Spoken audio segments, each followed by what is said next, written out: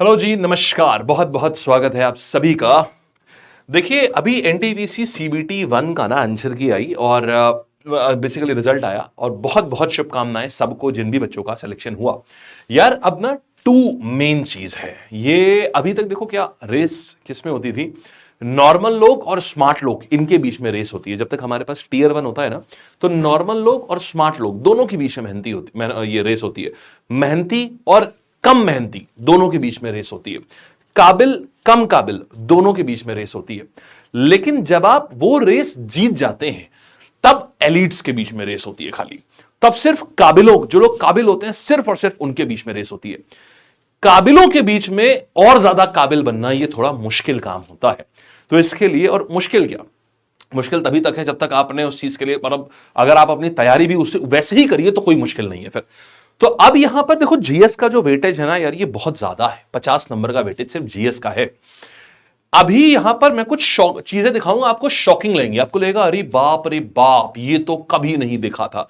और वीडियो के एंड में आप बोलेंगे sir thank you so much, इसको इस तरीके से दिखाने के लिए कि अभी पता चला है। इस तरीके से पता ही नहीं था कि ऐसा भी होता है, क्या ये सब जरूरी है, ये सब हम बताएंगे आपको। और सीबीटी 2 में कैसे 50 नंबर, क्योंकि मैं लिटरली चाहता हूं यार जॉब जरूर लो। अच्छी ठीक ठाक अच्छी खासी वैकेंसी है हमारे पास में, 8,000 के करीब वैकेंसी है। और तुम्हारा पेपर सिलेक्शन हो गया है सीबीटी 1 में। और अगले साल जिन लोगों का एनटीपीसी है ना, उन सबके लिए भी मैं बहुत खास बात बोल रहा हूं। इसमें देखना, एनटीपीसी अगले साल, मतलब इसी साल जो आने वाला है, उन बच्चों के लिए भी बहुत इंपॉर्टेंट बात बोलने जा रहा हूं। ध्यान से देखना, सबके लिए बहुत काम की चीज है। हाल ही में देखो, अभी एनटीपीसी सीबीटी 1 की आंसर की आई तो हमने सबको कंपाइल किया। आप सारे बच्चों को लैब की ऐप पर कंपाइल्ड आंसर कीज मिल जाएंगी प्रीवियस ईयर पेपर वाले सेक्शन में। तो अब जरा देखो, सबसे ज्यादा सवाल किस सब्जेक्ट से आए थे भाई साहब। हिस्ट्री से 269 क्वेश्चंस आए थे, ज्योग्राफी से 201 सवाल, पॉलिटी से 242 सवाल, इकोनॉमिक्स से 149 सवाल, कंप्यूटर से 235 सवाल। अगर आप ये सोच रहे हैं ना सर कोई स्ट्रैटेजी बता दो कि हम बस कैसे सीबीटी 2 की तैयारी करनी है, मेरे भाई तुम्हारे सामने ना स्ट्रैटेजी चीख चीख के बोल रही है अपने आप। कुछ नहीं करना है, सिर्फ ये जो प्रश्न आए हुए हैं ना, इनका डिटेल कर लो। जैसे फॉर एग्जाम्पल मान लो खिलजी से, अलाउद्दीन खिलजी से कोई प्रश्न पूछा गया है, तो तुम अलाउद्दीन खिलजी के बारे में पढ़ जाओ बस। एग्जामिनर उन्हीं टॉपिक से पूछेगा जिनसे अभी उसने पूछा हुआ है, उन्हीं टॉपिक से सवाल, लेकिन डिफरेंट होगा, डेप्थ थोड़ी सी अलग होगी। बस यहां पर टाइम का खेला होता है, थोड़ा जल्दी करना होगा आपको। हालांकि जीएस में कोई ज्यादा टाइम लगता भी नहीं है सवाल सॉल्व करने में, तो ऐसा कोई लोड नहीं है। तो खुद में चीख चीख के बोल रही है कि ये 269 जो क्वेश्चन है ना, जिन जिन टॉपिक में है, तुमको बस ये 269 क्वेश्चन जिन टॉपिक से आए हैं उनको पढ़ लेना है। ज्योग्राफी में 201, जिन टॉपिक से ये 201 सवाल आए हैं, तुमको बस इनको पढ़ लेना है। तो तुम्हें अपने आप पता चल जाएगा कि आउट ऑफ 100 टॉपिक्स, खाली जो 35-40 टॉपिक्स से जिनसे सवाल पूछे गए हैं ना, सिर्फ वही इंपॉर्टेंट है एग्जाम के लिए, और कुछ नहीं इंपॉर्टेंट है बस।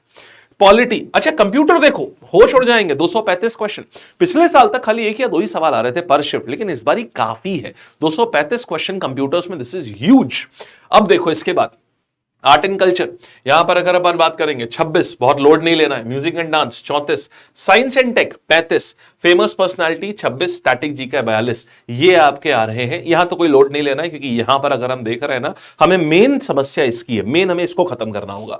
फिर देखो, अगर मैं बात करूंगा यहां पर फिजिक्स से आ रहे हैं, और करना सब में यही है, 33 सवाल फिजिक्स से आए, केमिस्ट्री से 52, बायोलॉजी से 54, माने सबसे लगभग बराबर बराबर आए। केमिस्ट्री एंड बायो से, फिजिक्स से कमाए हैं। तो करना फिर से कुछ नहीं है, बस अगर साइंस पढ़नी है ना, तो साइंस में बस उन्हीं टॉपिक से जहां से प्रश्न आए। और वैसे भी मैं हमेशा बोलता हूं एनटीपीसी में ना, साइंस थोड़ा सा बाद में पढ़ो, इतनी इंपॉर्टेंट नहीं है, क्योंकि ये ग्रुप डी नहीं है कि मेजर डिपेंडेंस साइंस पे हो। थोड़ा सा बाद में पढ़ो, चलेगा आराम से। अब देखो जरा, करंट अफेयर्स और स्टैटिक जीके की बात कर रहा हूं। बुक्स एंड ऑथर्स भाई साहब, बहुत हाई आरओआई का टॉपिक है। गवर्नमेंट स्कीम, अरे बाप रे बाप, मैंने अपने टेलीग्राम के ऊपर गवर्नमेंट स्कीम की पूरी बुकलेट दी हुई है, बहुत प्यारी बुकलेट है। देख लूंगा तो दोबारा से, अगर आप लोगों को चाहिए होगी ना, नीचे कमेंट कर देना, इसमें से जो जो चीजें चाहिए हो, मैं आपको वो चीज दोबारा से टेलीग्राम पे ना पिन कर दूंगा, तो वो मिल जाएगी। ठीक है। अवार्ड्स एंड ऑनर्स 46 सवाल, स्पोर्ट्स 55 सवाल, और भैया करंट अफेयर्स 271 सवाल।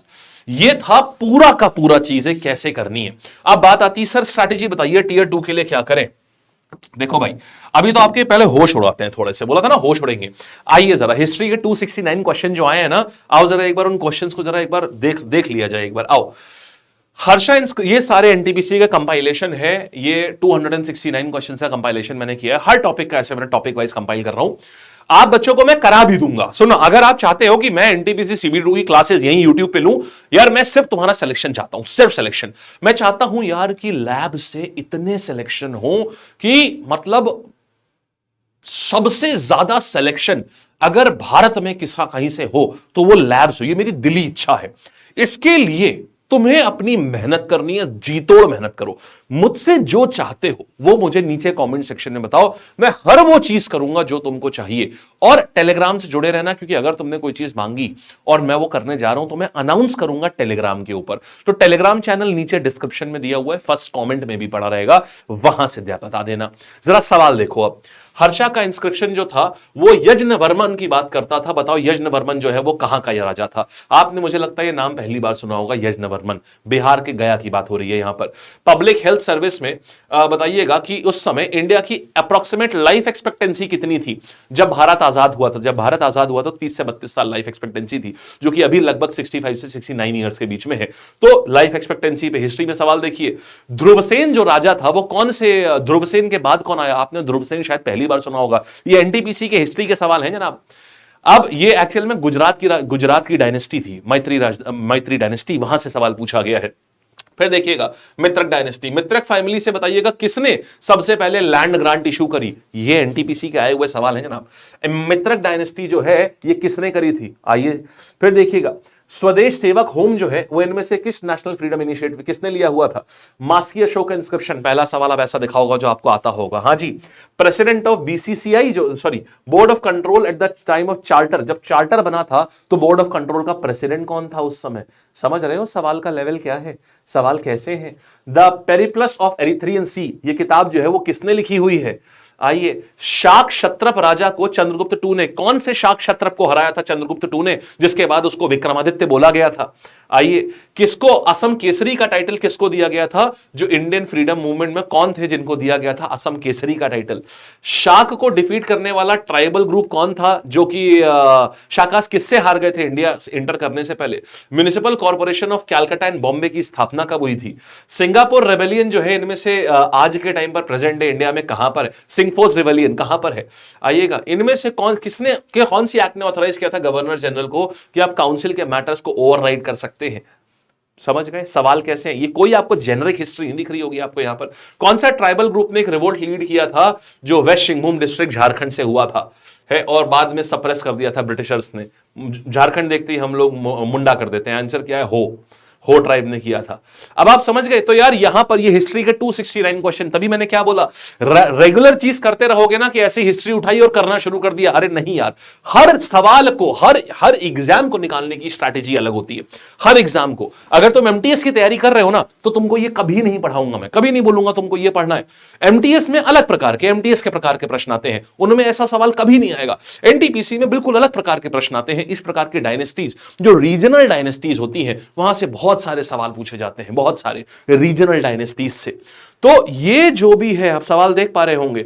नागर अपराइजिंग, अब आपने पता नहीं सुना है कि नहीं सुना है, ये देखो मैसूर किंगडम से पूछा गया है यहां पर, ये देखिएगा। तो कौन सा इंस्टीट्यूशन जो है वो डेलिब्रेटिव बॉडी बना प्रिंसेस के लिए?